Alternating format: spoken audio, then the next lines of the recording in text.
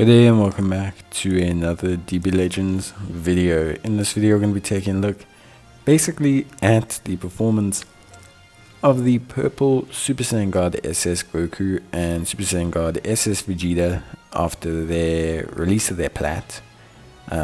Unique, sorry. Didn't get a bit mixed up, but basically we're going to see how they do. So the thing is, before I kind of go into their details and everything, these uniques are supposed to bring them aligned, right? They're supposed to make them competitive to a certain degree again. One of the things I don't like about the plat, and we'll talk about it a little bit, is the way it limits them slightly. But we'll address that. It's not a huge limitation, but it is a bit annoying.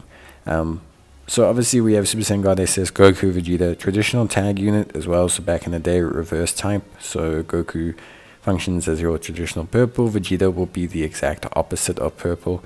A lot of people don't seem to understand reverse typing either. They're like, oh wow, it must mean that he basically just becomes like a yellow or something. It's not exactly the same, especially when it comes to damage calculations, but yeah, basically it's a change in typing.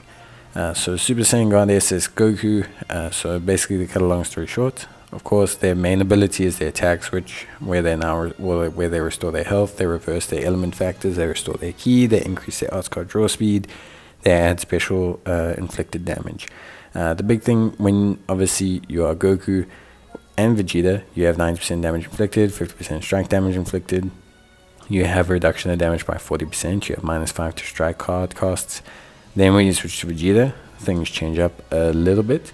So Goku obviously being more kind of strike orientated, Vegeta completely blast orientated. So whereas Goku obviously has reduction to strike costs, Vegeta has reduction to blast costs and blast damage. So it's a very different thing. And so when you're building equipment, don't be scared to have equipment that builds for both. You want to maximize both forms of damage. You don't want to just maximize one. So where you see that strike equip on me, that's probably something you don't want to do. I was just doing that because I was out of bloody equipment. But basically you do want to a certain extent, cater to both forms of damage. But look more at things like special move. Try and look at like more universal types of damage, crit rate, special move, things like that. They do good special move damage. So it is good to go that route. But talking about Goku, so obviously they have ultimate combination is their second passive. So what functions here is the reduction of damage when they do a change in cover. So it does really help. They also have the ability to do some kind of cover change. Goku cover change is against blast attacks, whereas Vegeta's, I believe, is against strike attacks. So they actually have interchanging cover change, which is actually really, really good if you think about it. If you're smart enough, you can kind of deal with an opponent's team depending on which unit you have set back. Then every time they use a strike or arts guard, they restore their health, they inflict the enemies with damage received debuff, and basically they just have a very simple, very cool. I think they were they're very good when they came out, but they have a very cool, very simple design, where it's like they combo, they do damage. That's like their thing. Of course, it's not always that simple, but essentially, they heal themselves, they combo, they do damage. Now, Goku, obviously more strike orientated. Now, his green randomly destroys enemy card, reduces their ki, restores his own ki, and gives you strike damage inflicted, which is really, really awesome. Vegeta's green, a little bit different. So Vegeta's green, obviously blast damage, nullifies enemy special action cover change. Now this was important because if you wanted to nullify the enemy's special action cover change, you would have to switch to Vegeta. This is not the case anymore with their unique equip, and that's like the big change up for them. So obviously we'll talk about that plat now, or that unique now, but then going through the blue, Goku's blue restores vanishing gauge, and also nullifies the enemy's restore health effects when reaching 0, which is very big. Vegeta's on the other hand also nullifies that. But only has a 25% boost to special move damage inflicted. So just a slight difference there on the blue card for them. Now, the plat, or the unique, sorry, whichever way you want to talk about it, but the unique.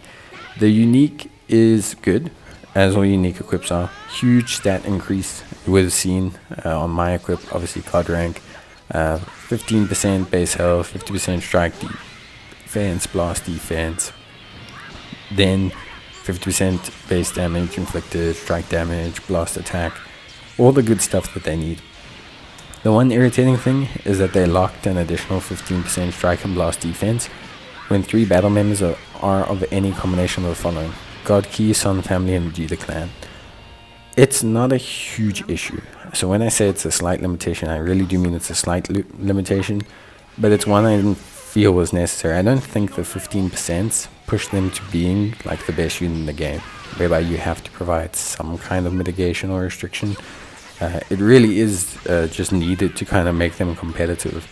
The thing is, the categories aren't that hard to put together, and you only need a combination of them. So you can have 2 Sun Family units, or 2 God Key units, or 2 Vegeta Clan units, or 1 of 1, or whatever the situation is. So it's not a huge problem, technically speaking, but it is some kind of limitation that you have to a certain extent, deal with.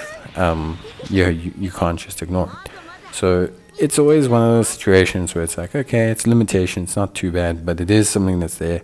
It is going to impact your team building. Like a great example is if I'm going to build a Saga from the Movies team, I don't even want to bother mixing and matching these guys with any kind of Broly, any kind of like Janemba, any kind of villain-based Saga from the Movies unit, any kind of Krillin-based Sagas from the Movies unit.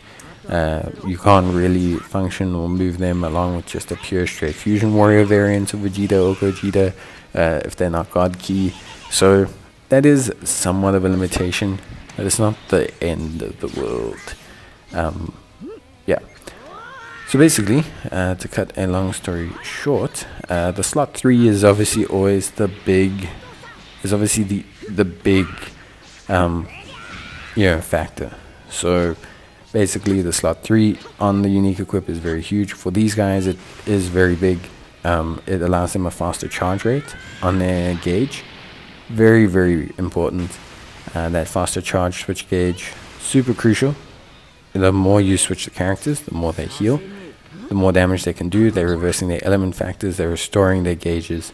They're just doing a lot. Like the switching helps a lot. The restore of ki as well. So yeah, basically they just have like a huge switch up from constantly switching and tagging, and the fact that you can do it more often, allowing you to heal, allowing you to get ki back, allowing you to increase art card draw speed, makes them more relevant. They also now gain ki upon entering the battlefield, 50 ki, so that's a good tempo, especially in this ki nullification reduction meta that is constantly evolving. So yeah, very, very good. And then when the switch is activated, they will draw a card. So again, even more tempo. And these guys were a good tempo unit before. So this allows them to really be an even better tempo unit. And allows them to apply the buff effect nullification of enemy special action cover changes, which activates up to 3 times. So they're just a good tempo unit now. A good tempo purple that can do decent damage. Alternation of blast and strike, and ultimately a good unit. I think they're really solid with their new unique. I think, look, they were very clearly not in the meta before. I think you could potentially run them right now. The one thing I will say is obviously with UG4 running around, there is a little bit like, and Golden Frieza Ultra, there is a huge amount of players that are running yellow heavy lineups. It just makes sense. You are dealing with a lot of good purples. So giving these guys a unique in a situation where a lot of players are wanting to get rid of purples as quickly as possible. So you have a lot of characters that are just kind of running around existing as yellows and just like existing to try and eliminate whatever purple characters players have. Doesn't help these guys a ton, but remember that they are 50% not purple, if you get what I mean. So with the reverse element, with all that stuff, they are good, they are solid, and I think they'll be relatively tanky. So really good stuff overall, and a really, really enjoyable run for me. So yeah, had a great time, and I thought they functioned really well as units. And yeah, in general, just yeah, how can I say? I just had a really, really good time running them. So for me, it was obviously incredibly cool. Really, really nice to see them kind of in action. I think they, it's still a little bit lightweight if you're looking for someone that's truly tanky. But I think at the same time, they are very solid. I think you'll get good mileage out of them. They're a good damage dealer. It's just with the yellow heavy meta that's currently here, we're gonna have to see what happens. But yeah, that's it from me. Hope you guys enjoyed the video. If you did, leave a like. And as always, I will see you guys next time. Bye.